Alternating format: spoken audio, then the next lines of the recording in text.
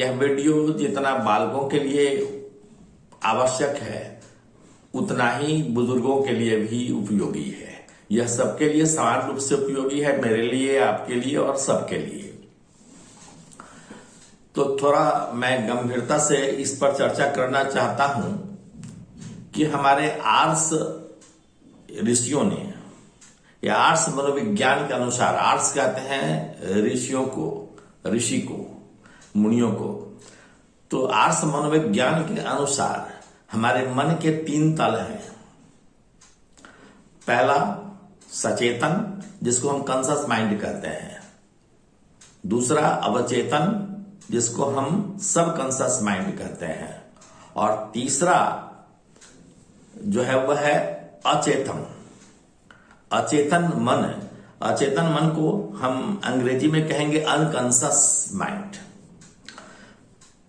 तो सचेतन, अवचेतन और अचेतन मन। सचेतन मन का मतलब क्या हुआ कि हम जो अभी कार्य कर रहे हैं यह सचेतन मन से कर रहे हैं।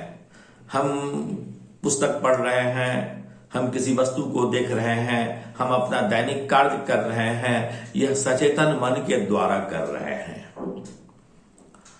और कुछ ऐसी बातें होती हैं, ऐसी घटनाएं होती हैं जो हमारे अवचेतन मन के द्वारा ही होती हैं। जैसे हम स्वप्न देखते हैं तो यह स्वप्न हम अवचेतन मन के कारण देखते हैं, सबकॉन्शियस माइंड के कारण देखते हैं। और एक तीसरा है अचेतन मन।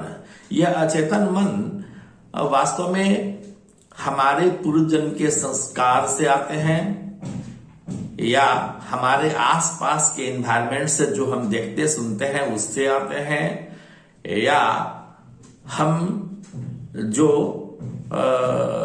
सोशल मीडिया पर आप देखते हैं बहुत सारे एड्स आते रहते हैं, सोशल मीडिया पर बहुत सारी बातें चलती रहती हैं, इन सब का भी प्रभाव पड़ता है अचेतन मन में।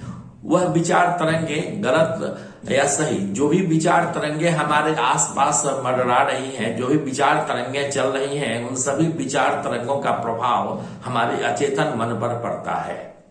हम समझ नहीं पाते कि यह कितने गहरे बैठ जाता है यह अचेतन मन में। तो जो अचेतन मन में जो विचार हैं, जो सुषुप्तावस्था में हैं, जिनके बारे में हम कुछ नहीं समझते, कुछ नहीं जानते, लेकिन समय पड़ते ही वे वहां से ऊपर के तल पर आकर सबकॉन्शियस माइंड में आते हैं। और जैसे ही उसे अच्छा, उसके अनुकूल एनवायरनमेंट मिलता है, उसके अनुकूल वातावरण मिलता है, वह सचेतन मन में आ जाता है। और सचेतन मन में आने के बाद वह संकल्प बनता है, विचार बनता है, और विचारों के अनुसार आपके कार्य होते हैं।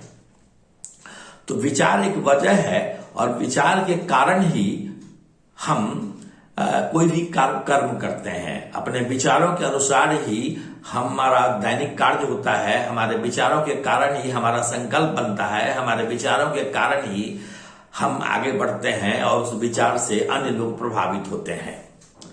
तो विचार ही वजह है, और जैसा हमारा विचार होगा वैसा ही हमारा मन होता है, वैसा ही हमारा कार्य होता है, वैसा ही हमको प्रतिफल मिलता है। कहने का मतलब यह है कि अचेतन मन में जो चीजें आ जाती हैं, समय पड़ने पर वह ऊपर के तल में उठकर सबकॉन्शियस माइंड में चली जाती है, अवचेतन मन में। और जैसे ही उसको खाद्य पानी मिलता है, वातावरण मिलता है, वह सबकॉन्शियस माइंड से कॉन्शियस माइंड में आ जाता है, अवचेतन मन से चेतन मन में आ जाता है। और चेतन मन में आने के कारण वह संकल्प बनता है, विचार बनता है, और उस विचार के कारण कार्य होता है। जैसा हम सोचते हैं वैसा ही फल काटते हैं। हम अच्छा सोचते हैं तो अच्छा फल काटते हैं, खराब सोचते हैं तो खराब फल काटते हैं। जैसा हम विचार करते हैं, विचार ही वह वजह है जिसके कारण हम अच्छे या बुरे कर्म करते हैं। लेकिन सबकी शुरुआत कहां से होती है? अचेतन मन से शुरुआत होती है, फिर अवचेतन मन, और फिर तब आता है चेतन मन में।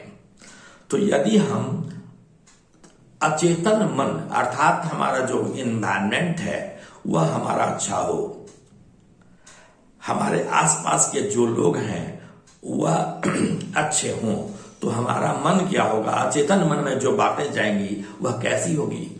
वह सुसंस्कृत होगी, वह सात्विक होगी। और जब सात्विक होगी विचार, सात्विक होगा अचेतन मन भी, तो जो अवचेतन मन में जाएगा वह भी सात्विक होगा, और उसके कारण जो चेतन मन में आएगा वह भी सात्विक होगा।